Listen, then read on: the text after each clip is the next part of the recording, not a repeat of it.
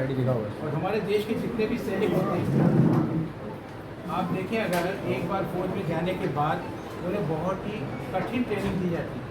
सरकार जो है वो उनके ऊपर लाखों रुपए खर्च करके उनको ट्रेन करती है।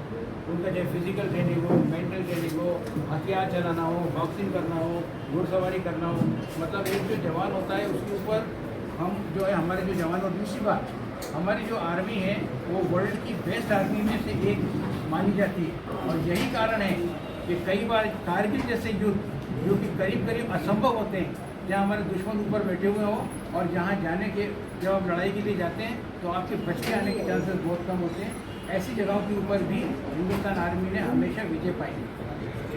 अभी जब ये लोग, और इनका होता क्या है कि हमारे जितने भी जवान हैं वो जनरली 35 से 45 साल के बीच में रिटायर हो जाते हैं। जो जवान NCO या नायक होते हैं वो जल्दी रिटायर हो जाते हैं। बहुत कम 10% सूबेदार मेजर होते हैं जो आगे तक जाते हैं। तो यानी 35 से 45 साल की उम्र के अंदर वो जो है रिटायर होकर के वापस आ जाते हैं। और सिर्फ हिंदुस्तान में नहीं, सिर्फ मध्य प्रदेश में नहीं, पूरे विश्व में अपने जो पूर्व सैनिक होते हैं उनको आरक्षण दिया जाता है, उनके सेकंड कैरियर को निश्चित किया जाता है। और यही हमारे मध्य प्रदेश के अंदर भी था। लेकिन अभी जब पिछली बार पुलिस भर्ती हुई उसके बाद हमारी वर्तमान सरकार ने पूर्व सैनिकों के इस आरक्षण को ख़त्म कर दिया। 10% के हिसाब से 6000 लोगों की पुलिस भर्ती में 600 पद जो है वो आर्मी वालों को मिलना थे, सरकार ने ख़त्म कर दिया। अभी आर्मी वालों के लिए सिर्फ कोई गार्ड की ड्यूटी बची हुई है या खुद करो, छोड़ दिया आपको हमने अपने आप पे। जो कुछ आपने किया था ताली बजा के हम कहेंगे आपने हमारे देश के लिए बहुत अच्छा किया, आप वहाँ पर रहे, हम लोग आराम से सोते रहे, अब आप आए हो तो आप जैसा चाहो वैसा ही करो। और आने के बाद में उन जवानों को वाकई बहुत परेशानियाँ होती हैं, क्योंकि 18 साल, 17 साल, 20 साल, 25 साल जब वो यहाँ से बाहर रहते हैं उनके रिलेशन टूट जाते हैं। कहीं भी ज़मीन का लफड़ा होता है, कभी कुछ और चीज़ें होती हैं, कभी इन सब चीज़ों से करने के बाद में वो यहाँ पर वापस आते हैं।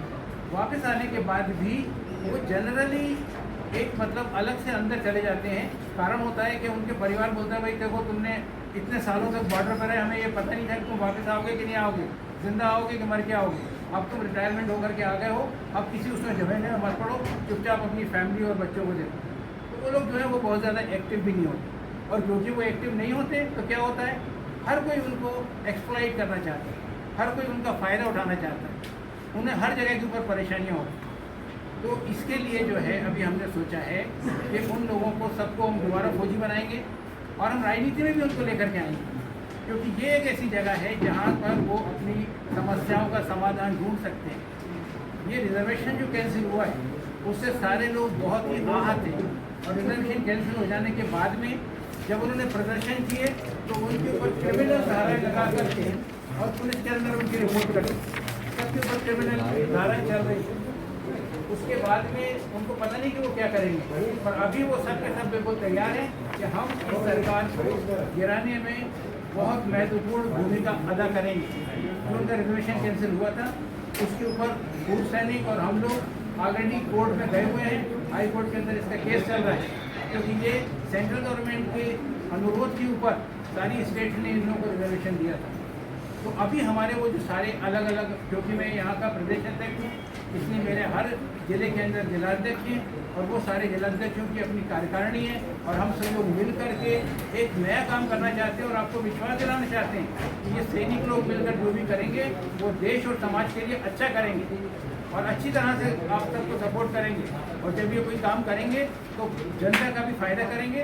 अभी रिटायर होने के बाद में उन्होंने देश सेवा छोड़ी नहीं है, वो फिर देश सेवा के लिए वापस दोबारा आएंगे। और इसी बात को ध्यान में रखते हुए अभी रविवार को 25 जून को 10:30 बजे हम अपना प्रांतीय अधिवेशन कर रहे हैं, जिसके अंदर माननीय कमलनाथ जी, माननीय दिग्विजय सिंह जी और बहुत सारे वरिष्ठ कांग्रेस जन जिसके अंदर हिस्सा लेंगे।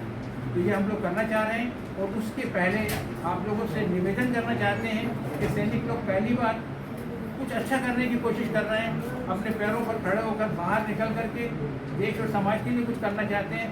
तो हमें इतना लोगों के ऊपर पहुँचाइए कि हम अपने कार्यों के अंदर सफल हो सकें और सब लोग ये समझ सकें। और हमारे ऊपर मैं आपको बताता हूँ, अगर हम ये काम करेंगे तो लोगों को काफ़ी विश्वास रहेगा उसके ऊपर और हम अच्छा काम करने की पूरी कोशिश करेंगे। आपका हमें साथ चाहिए, सपोर्ट चाहिए, जिससे हम अपने मकसदों के अंदर कामयाब हो सकें। सैनिकों की आवाज उठा रहे हैं, तो इसमें राजनीतिक दल की जरूरत क्या है? हमको बिना सैनिकों का- राजनीति के भाई साहब आप कुछ भी नहीं कर सकते। सैनिकों की आवाज इतनी दिनों से उठा रहे हैं, एक इतना सा काम नहीं होता। पुलिस वाले तो आपको अंदर नहीं आने देता, आप कितने बड़े सैनिक हो। आज आपको राजनीतिक तौर के ऊपर भी पावर आपको लेना पड़ेगा, उस जगह पे अपने फेस दिखाना पड़ेगा। जब हमारे भी 4 MP और 20 MLA होंगे तो आप देखिए कैसे सारे काम होते हैं। आप टिकट भी मांगेंगे सर कांग्रेस पार्टी से? जी टिकट भी मांगेंगे? लेकिन अगर हमारे कई लोग जो आगे आएंगे, जब राजनीति में आएंगे और अगर वो इस लायक होंगे कि जीत सकते हैं तो जरूर टिकट मांगेंगे। बीजेपी तो कहती है कि राष्ट्रवाद की पार्टी है, अगर राष्ट्रवाद की पार्टी है तो सैनिकों का ध्यान रखना चाहिए कि नहीं। सिर्फ गाड़ी बजाने से थोड़ा राष्ट्रवाद हो जाता है ना। आप उनका ध्यान रखना चाहिए। वो तो कुछ भी नहीं रखते। ये रिजर्वेशन कैंसिल कराया, इतने लोगों ने किया। आप बताइए सैनिक के पास अब क्या बचा है? एक सैनिक की तो सबसे पहले सुनना चाहिए। और ये अभी तो आज मैं आपसे इतना ही कहूँगा, लेकिन बाद में और भी बहुत सारी समस्याएं। बीजेपी सरकार से नाराज है क्या? पूर्व से जी बीजेपी सरकार से नाराज है क्या? इस बात के लिए तो बहुत नाराज हूँ। सर, जो पूरे जिले से आ रहे हैं 1000 सैनिक इस तरह की चर्चा बनी क्योंकि इसमें देखिए अभी क्या है, चर्चा ऐसी होगी। देखिए अभी हमारा जब संगठन बनाया जाता है तो उस संगठन के अंदर इन सब लोगों को जिम्मेदारियाँ दी जाएंगी। अगर मान लीजिए हम एक इलेक्शन के अंदर पार्टिसिपेट करना चाहते हैं तो उन लोगों से हम उम्मीद करेंगे कि वो आगे जाएं और लोगों के साथ मिल करके बाकी सब लोगों को जोड़ें और जो भी उनको मिशन किया जाए उसको पूरा करें।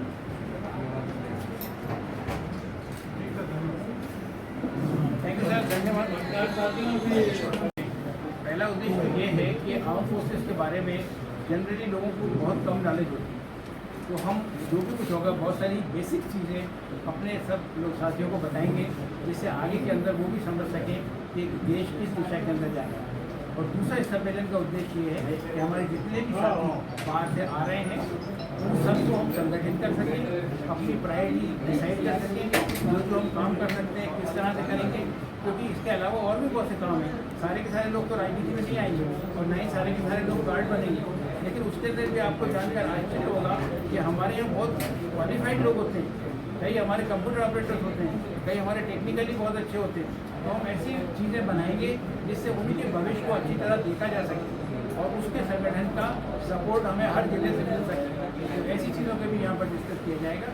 और दूसरी बात, सरकार हमारे को जो अधिकार इतने सालों से दिए जा रहे हैं, जैसे कि एक आरक्षण का हमारा अधिकार है, इस को कोई छीने नहीं, और अगर छीने तो हम उसके लिए क्या करेंगे।